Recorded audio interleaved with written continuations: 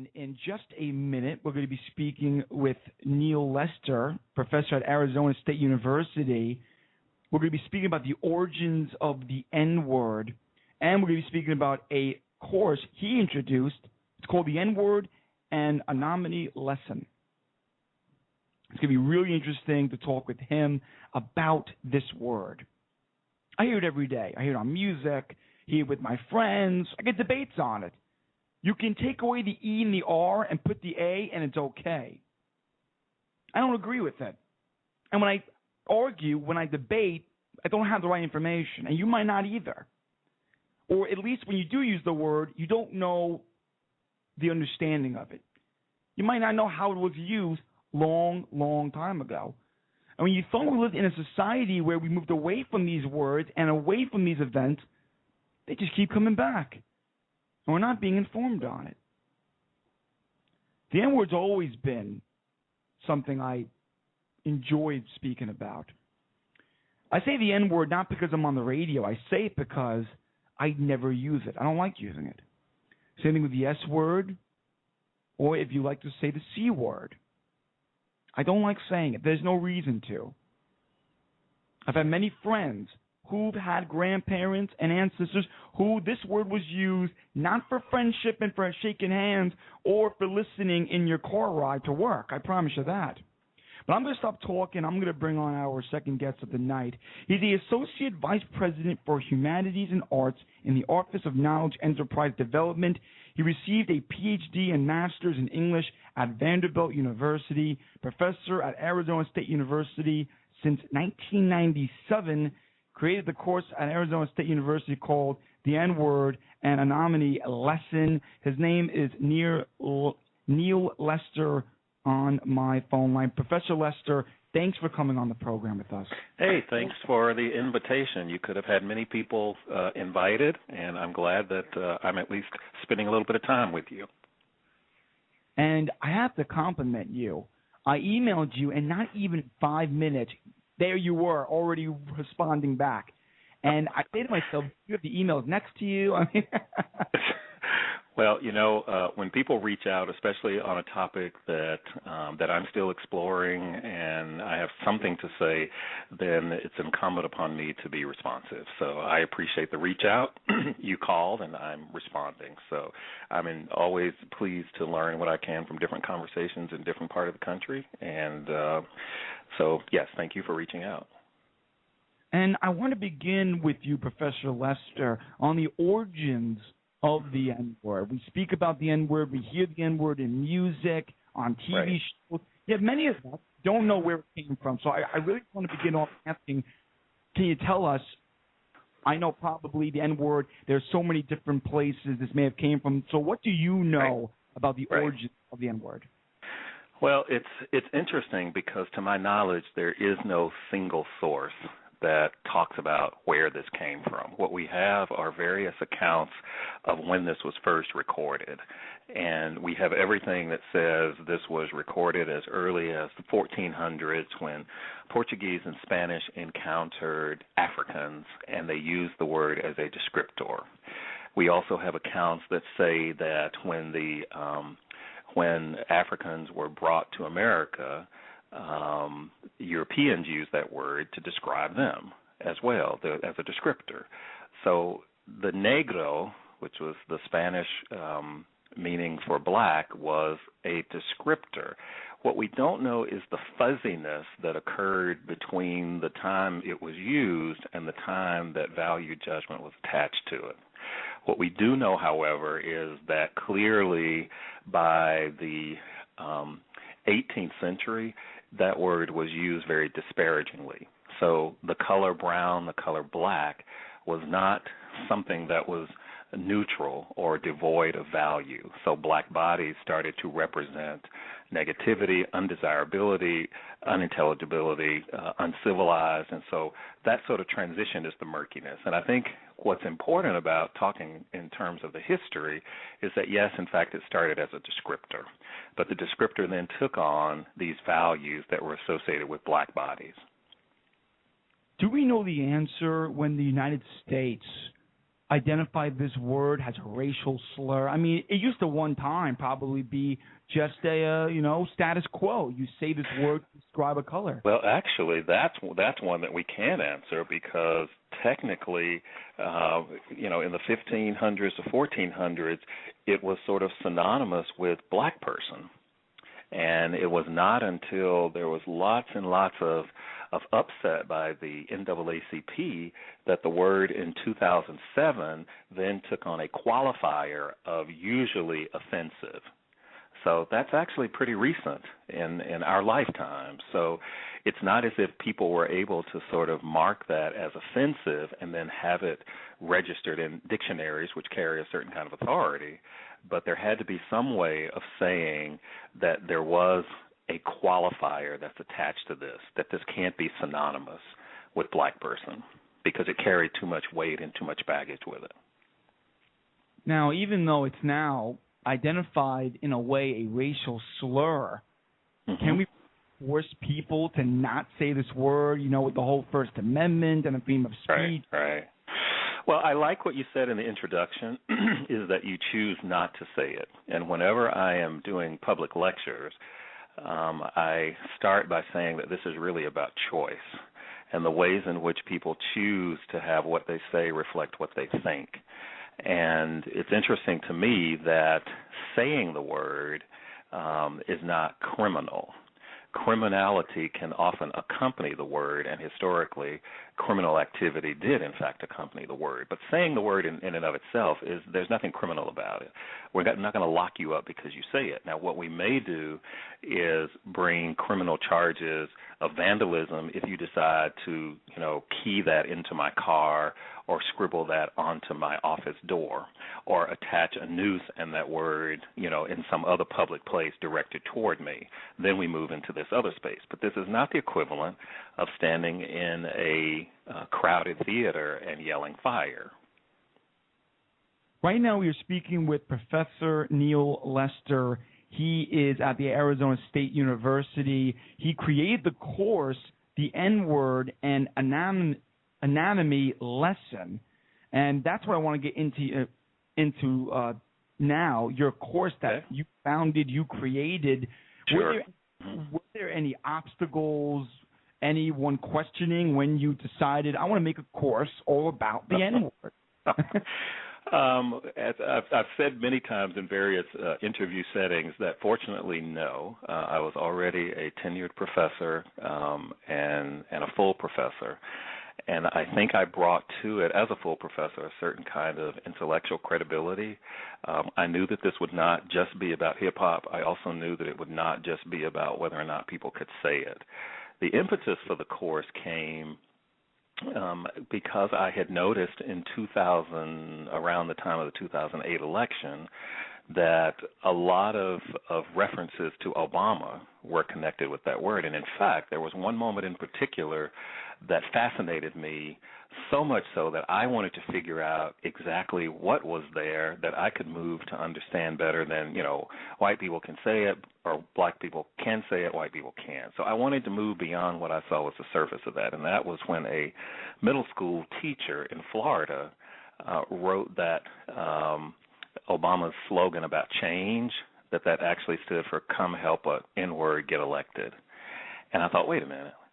If that can be written in a middle school, and nobody said it, but this is really about performance and the ways in which people say it in these various performances. So if you're in your car and you're singing a Jay-Z tune or you're singing some other tune with that word, are you really saying it? And so it was that was what I wanted to tease out, not just sort of the surface stuff of who can say it and is there a double standard.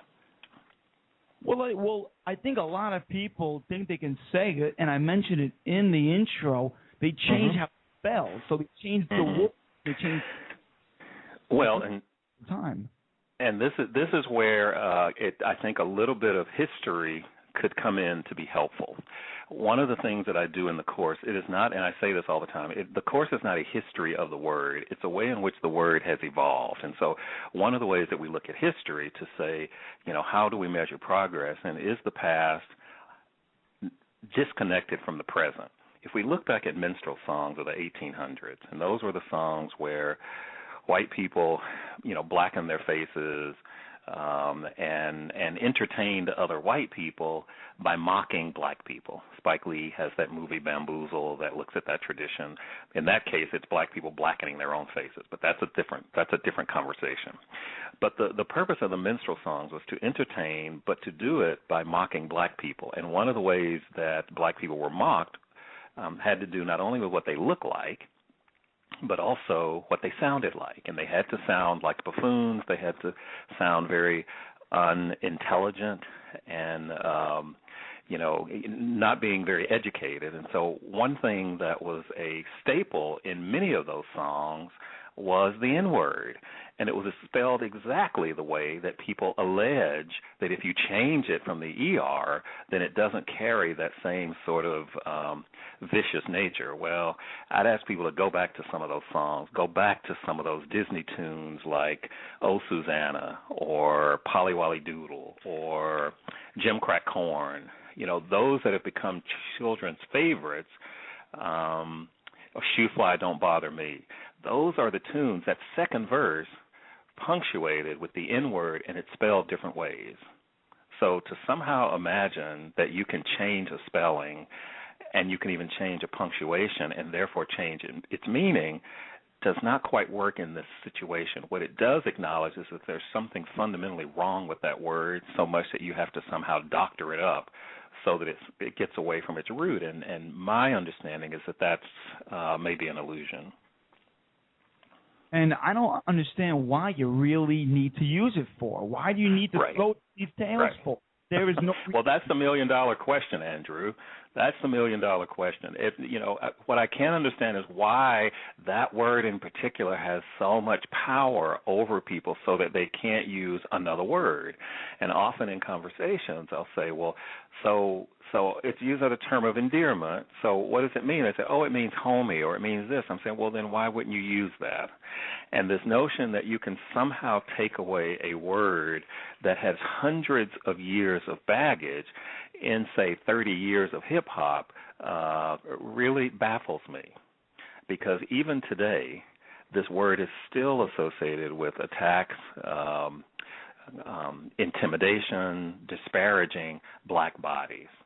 And I don't know how a generation of some can somehow think that you can change all that.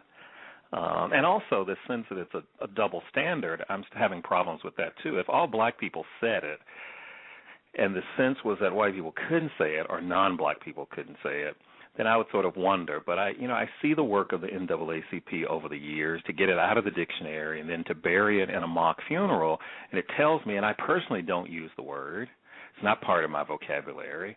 If I'm teaching a text where the word has to be said, I tend to bring in something else that can read that text. If we're listening to the last poets of the 1960s, for example, or if we're listening to some other text, then rather than saying it, and I will never say that I've never said it, I've never said it in a social context. I've never said it in a situation that wasn't disconnected from something we were talking about. But if given the choice, and we mostly are, then I'll euphemize it. And that's my choice. And I think when we start looking at the history, when we start tracing some of these things that preceded hip-hop, then many of us will understand that you cannot erase in 30 years all of the insult and, as one person put, all of the pain that's associated with this word just by changing the spelling and the pronunciation. And furthermore, part of the word's sound and meaning came from how it was pronounced in different parts of the world and different parts of the country. So Southerners may spell it one way, but it sounds exactly like, when they're pronouncing it, the word that's really disparaging. So all of these things about, taking it back and reclaiming it and reappropriating it, I'm still looking for some proof that actually happens. Right now we are speaking with Professor Neal Lester. He is a professor at Arizona State University. He created the course, N-word, the anatomy lesson. What just dawned on me? It's that popular literature, Adventures of Huckleberry Finn, how the word is pronounced a lot in there, and a lot of parents say it should be banned. What's your take on that? Well, you can't ban history. And if, in fact, the literature is a reflection of the history, that's one thing. In fact, one of the very first pieces that I published on this subject had to do with the fact that the word was being whitewashed from some of the children's text, and one in particular that was actually about an episode in Brooklyn, New York in 1933 when two black siblings were beat up by a gang of white thugs, and not only were they spray painted white, but they were also baptized in that word. So a couple of years later, there was a Teaching Tolerance animated video that was done on that episode, and as they dramatized that, they used the word. A few years after that, a picture book was made, and I had studied the author of the picture book for my graduate work, and she has never been the one, Ntozake Shange has never been one who shies away from rawness, be it experience or language. And I noticed that in that picture book, the N-word, instead of saying this was shouted at them, it was changed to mud people, which I had personally never heard. And it made me sort of look at a couple of things. One was, how was the incident treated in the media? So that led me to look at how newspaper accounts use the word or euphemize it or use those dashes so that you then fill in the blanks, or they use something vague like a racial epithet, which could be anything because there's several racial epithets, so then it's sort of a guessing game. So in cases like that, it seemed to me that it was important to represent the experience authentically. If Huckleberry Finn, for example, underwent that kind of insane exercise that one professor in the South went through, which was to change every N-word to slave, then that doesn't quite do justice to the history. Mark Twain was writing about a particular moment in history where the word was used more frequently in the context of the everyday. And these were not hip-hoppers in Huckleberry Finn. To somehow change that word means that you're changing history. And the thing about this word is that because it's allegedly the most toxic and the word that creates a sort of visceral response from people, I don't know that you can start changing the word like that. Our euphemizing it isn't changing it. It's recognizing that we have choice and we have some agency and that we don't want to say the word. And we don't have to say the word. So again, I didn't support this notion of changing it in Huckleberry Finn. I don't know what that achieves. The word is not synonymous with slave. When people use it today, they're not using that in terms of a slave. So I think if people and that's the purpose of the course, if people sort of thought more and took the time to sort of delve a little bit, some of these things would make sense. And once I've told you, for example, or at least suggested, I'd hope you'd go and verify this, that those minstrel songs really have in those second verses that N-word, then you can't not know that. You can't not know it once it's out there. Right now we are speaking with Neal Lester at Arizona State University. He created the course, the N-word, the unanimity lesson. We're also speaking about the origins of the N-word and how the N-word is now being used today. One last question I want to ask you, Professor Lester, is reaction from your students. You probably have those moments when you probably have a nice group discussion and people raising their hands and they're giving their point of views on the word. What were some experiences you saw from the students? Okay. Well, the one thing that is true about this course is that it is as intellectually challenging and rigorous as other courses. And because I teach at Arizona State University, contrary to what people believe, my class is not full of African Americans.